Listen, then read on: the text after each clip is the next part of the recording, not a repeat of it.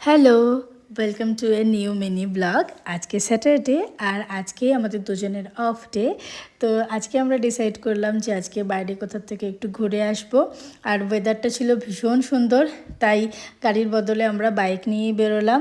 আর প্রথমেই আমরা একটা খুব ছোট্ট একটা ম্যাগি পয়েন্টে দাঁড়ালাম, যেখান থেকে ভিউটা ছিল ভীষণ সুন্দর। আর নিয়ে নিলাম চা আর বান মাখান আর তার সাথে পাহাড়ের টেস্টি ম্যাগি।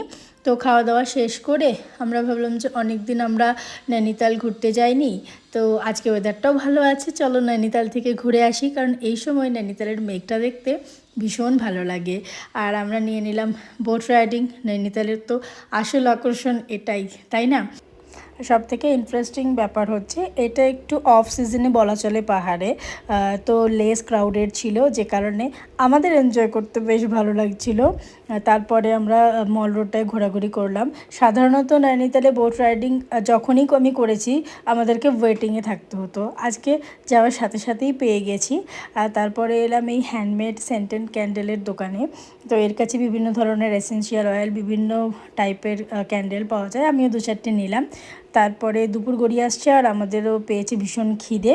তো লাঞ্চের জন্য আমরা গেলাম উডুপিওয়ালাতে।